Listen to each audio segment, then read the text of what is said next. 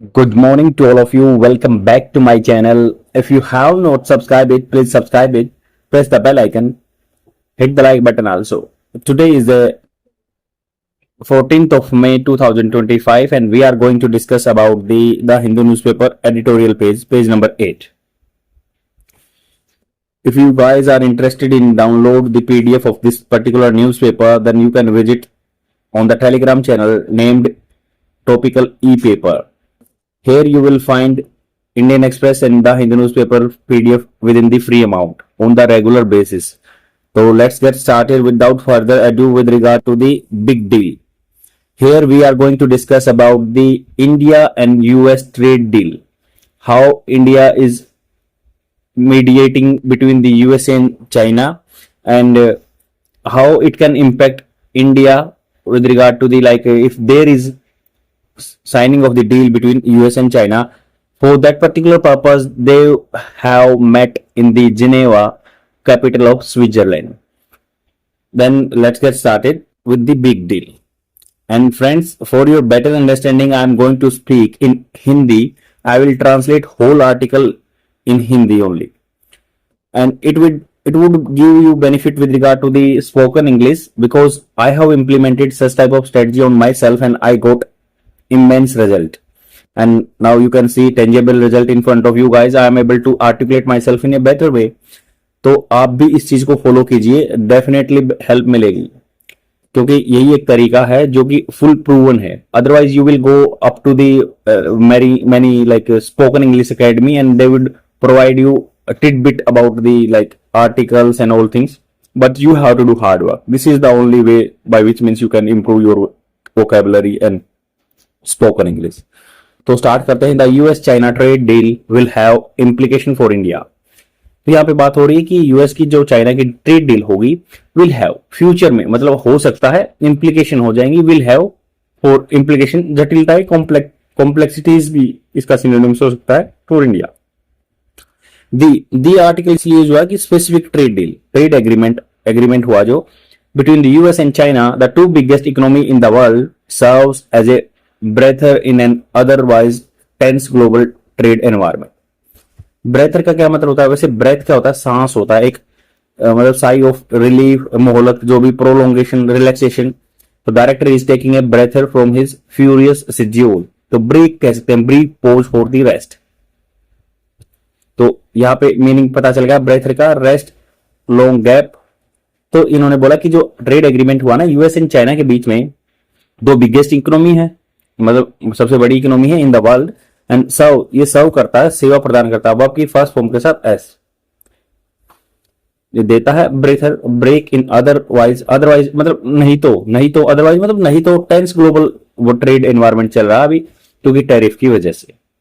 आपको पता है कि 145% उन्होंने लगा दिया था ट्रंप जी ने और इन्होंने चाइना वालों ने 125 लगा दिया था. अब दोनों 115% पे आए हैं, एग्रीमेंट हुआ है. तो उन्होंने कहा कि the US has agreed to temporary lower. Temporary होता है कि भाई कुछ अल्पकाल के लिए कुछ गैप दिया है उन्होंने. लोअर फॉर 90 डेज 90 दिन तक कम किया है. इट्स ओवरऑल मतलब पूरा टैरिफ. जो टैरिफ क्या होता है? किसी पे टैक्स लगाना.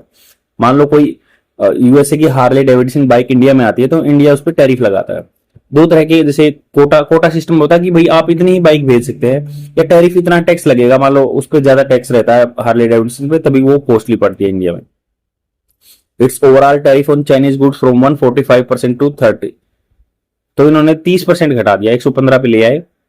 While China will cut its tariff on American imports from 125 to 10%. तो 125 से 10 पे आ गए तो 115 हो जाएगा दोनों का. Markets across the world cheered मतलब खुशी मनाना. चीयर देखो यहाँ पे ये वोकैबुलरी वर्ड आ गया. चीयर बोलते हैं ना, चीयर्स बोलते हैं जब कोई ड्रिंक पीता तो सेम चीयर. खुशी मनाई था, अनाउंसमेंट जो घोषणा हुई है.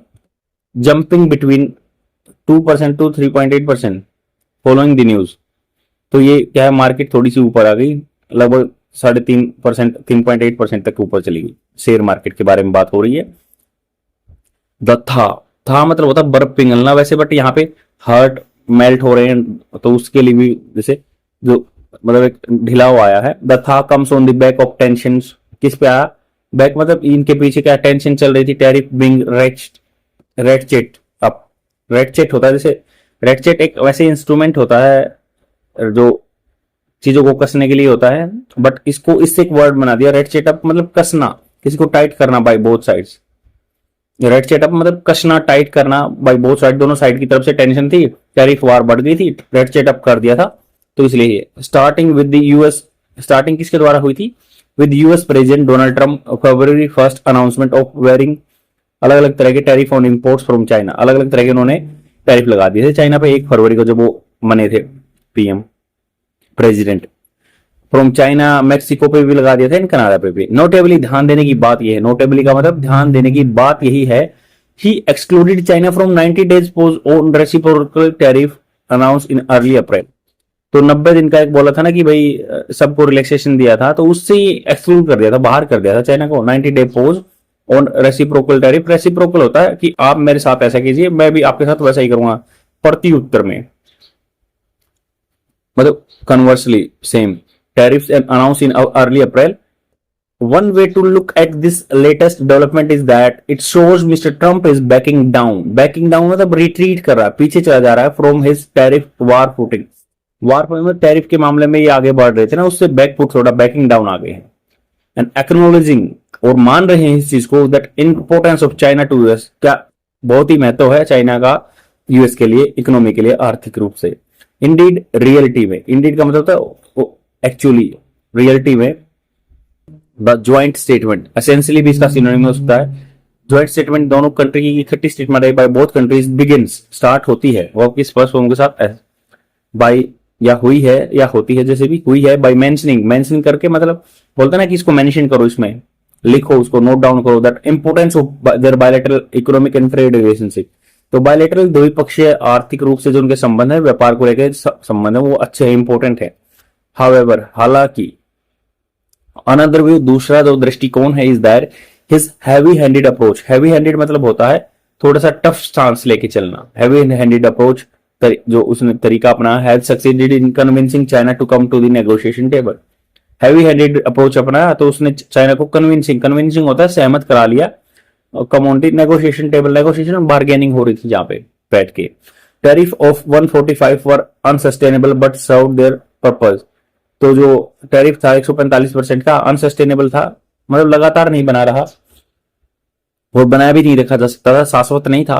तो उसने क्या किया, पर्पज सोल्व कर दिया कि भाई उसको हैवी हैंडेडली चला गया, तो टैरिफ कम कर दिया चाइना ने। द फैक्ट, सच्चाई ये है कि also is that mister Trump main grievance होता है ग्रजेज, जो शिकायत थी ऑफ ए बलूनिंग बढ़ता हुआ ट्रेड डेफिसिट। ट्रेड घाटा मतलब वहां यूएसए को ये चिंता थी कि हम इंपोर्ट ज्यादा कर रहे हैं, एक्सपोर्ट कम कर रहे हैं, ट्रेड डेफिसिट घाटा विद चाइना रिमेन्स अनएड्रेस्ड।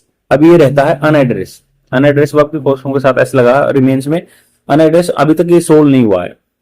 और the two sides have agreed to continue talks. दोनों जो साइड्स हैं हैव एग्री हो चुके हैं कि बात चलती रहेंगी। विच विल बी की जो मेन मुख्य काम होगा डिटरमाइन करने में whether this seemingly intractable problem can be worked around और रिजल्ट इन टेंशन अगेन। तो सीमिंगली मतलब जो दिख रही है ना, जो इंट्रैक्टेबल, जिस चीज को सोल्व नहीं किया जा सकता, इंट्रैक्टेबल टिपिकल टू सोल्व जिसको problem, can be work around, इसके साथ आसपास काम किया जा सकता है, रिजल्ट इन टेंशन अगेन, और हो सकता है कि भी टेंशन दोबारा से आ जाए। For India this brings both. अब ये देखो इंडिया के लिए क्या बेनिफिट है, क्या नुकसान है, उसके बारे में बात करेंगे। तो मेन आंसर राइटिंग करना अच्छा है यहाँ पे। दिस ब्रिंग्स बोथ अनसर्टेनिटी, दोनों अनिश्चितताएं जो है, अनसर्टेनिटी दोनों तरह की लाएगा इंडिया के लिए। इफ फर्दर टॉक्स, अगर मान लो आगे बढ़ के बात होती है between the US and China are successful होते हैं, तो इन्वेस्टर्स जो पैसा डालने वाले हैं who have move to other countries will likely to start viewing China favourably again. मतलब इनके बीच में इशू चल रहा था, तो जो इन्वेस्टर पैसा लगाने वाले थे उन्होंने सोचा होगा कि भाई हम कहीं और पैसा लगा देते हैं। बट अगर मान लो एग्रीमेंट हो जाता है तो वापस ही जो वेव का दृष्टिकोण ले जाएंगे चाइना की तरफ फेवरेबली, मतलब जो कि फेवर करेगा, पक्ष में होगा अगेन चाइना के। The advantages of manufacturing there, फायदे जो हैं मैन्युफैक्चरिंग के वहां पे, देयर स्केल एंड कॉस्ट। मतलब स्केल मतलब अगर एक हम स्केल पे देखें ना, तो वहां पे थोड़ा सा इकोनॉमी ऑन स्केल बोलते हैं कि भाई प्रोडक्शन लिमिट मतलब जल्दी बनेगी, ज्यादा बनेगी और सस्ता पड़ेगा। एंड कॉस्ट कीमतें आर स्टिल सिग्निफिकेंट, अच्छी खासी हैं। The China plus one model which India is any case has not been able to leverage adequately. तो चाइना से जो अलग मॉडल है कि भाई चाइना से अलग हटके जाएंगे, तो इंडिया एनी केस, ऐसी केस में has not been able to leverage मतलब फायदा उठाया एडिक्वेटली, पर्याप्त मात्रा में फायदा नहीं उठा पाएगा। Might start to lose its sheen होता है इसका मतलब, जैसे एक बोलते ना दृष्टिकोण या जो चमक है, जो चमक खो देगा। जैसे soft lustre of surface, black crushed velvet with slight sheen, चमक लस्टर ग्लीम हो जाएगा, तो मतलब वो अपनी चमक खो देगा, लूज इट्स सीन, चमक। The other uncertainties around India on trade talks with the US, तो दूसरी अनिश्चितता ये है कि भाई इंडिया खुद बात कर रहा है यूएस के साथ ट्रेड को लेके। इट हैज नाउ इन्फॉर्म कर चुका है डब्ल्यूटीओ को, वर्ल्ड ट्रेड ऑर्गेनाइजेशन को, और potentially reciprocal measure to the US increase duties on steel and aluminium imports. India steel भेजता था, एल्यूमिनियम इंपोर्ट भेजता था, तो इन्होंने बोल दिया, डब्ल्यूटीओ में अप्रोच कर लिया कि हम भी टैरिफ लगाएंगे। इवन दो यहां तक की टॉक्स ऑन दी बातें जो चल रही हैं on US India trade deal are ongoing चल रही हैं। दिस लेटेस्ट स्टेटमेंट जो हाल फिलहाल में स्टेटमेंट दिया ना, सोज दैट, दिखाती है कि टेंशन रिमेन हाई, टेंशन होंगी हाई। The certainties are twofold, दो अनिश्चितताएं क्या है, दोहरी है, टू फोल्ड में दो दोहरी है। The first is that India trade deficit with China remains vast and rising, vast काफी बड़ा एंड राइजिंग बढ़ रहा है। And US China agreement will not reduce this, तो यूएस चाइना की जो एग्रीमेंट होगा इसको घटाएगा नहीं, ये प्रॉब्लम दो फोल्ड है। मेक इन इंडिया हमने 16 जनवरी 2015 को स्टार्ट किया था, तो उन्होंने कहा कि make in India is currently inextricably linked to the import from China. Inextricably होता है कि जटिलताएं, जैसे लिपटा पड़ा है, उसको अलग से नहीं किया जा सकता, एक्सट्रैक्ट नहीं किया जा सकता, लिंक है चाइना से। द सेकेंड सर्टेनिटी, दूसरी निश्चितता यह है कि कैरीज ओवर फ्रॉम फर्स्ट, दूसरे के ऊपर चलती है, सेकेंड पहले के ऊपर चलती है जो प्रॉब्लम। कैसे? द सेंटर मस्ट लीन मतलब झुकना चाहिए heavily on states to adopt labour and land reforms, तो लेबर एंड लैंड रिफॉर्म्स अपनाने चाहिए। जैसे लेबर कोड आए थे आपको पता 2020 में, सुधार लाना चाहिए। यहाँ पे बहुत सारे लेबर लॉज हैं, इसलिए क्या है, इन्वेस्टमेंट कंपनियां यहाँ पे नहीं आ रही है। कैन अलाउ, उसको अलाउ करना चाहिए। स्केलेबल मतलब जैसे पुटे पे जैसे होता है ना, स्केल पे मैन्युफैक्चरिंग होनी चाहिए to become cost effective here, तो कॉस्ट इफेक्टिव बनने के लिए हमें स्केलेबल अच्छी खासी मात्रा में प्रोडक्शन करना होगा। Without this India will remain dependent on Chinese imports, India क्या है, चाइनीज इंपोर्ट्स पे डिपेंड रहेगा regardless of dealing with the rest of the world. उसका कोई मतलब नहीं होगा कि इंडिया बेशक किसी के साथ डील करता रहे। तो ऐसे बात की गई है ये चीजें आर्टिकल में। और इंडिया का जैसे भाई एक्टिव फार्मास्यूटिकल इंग्रेडिएंट एपीआई जो हमने बोलते हैं ना वर्ल्ड की फार्मेसी, तो हमारे जो एक्टिव फार्मास्यूटिकल इंग्रेडिएंट हैं वो चाइना से इंपोर्ट होते हैं। टेक्सटाइल में भी हम बहुत सारी चीजों से मतलब वहां से कुछ रॉ मटेरियल लेते हैं। सेम हम अगर हम बात करें तो ऑटोमोबाइल के लिए भी हम बहुत सारी चीजें वहां से लेते हैं, इंपोर्ट्स पे डिपेंड रहते हैं, तो हमें उससे थोड़ा सा रिनाउंस करना होगा, त्यागना होगा उन पे डिपेंडेंट, तभी हम अपने आप पे सेल्फ डिपेंडेंट हो सकते हैं। आज के लिए इतना ही, thank you very much. Please like and comment जरूर कीजिए, तभी आगे वीडियो चल पाएगा। आज के लिए इतना ही, बाय।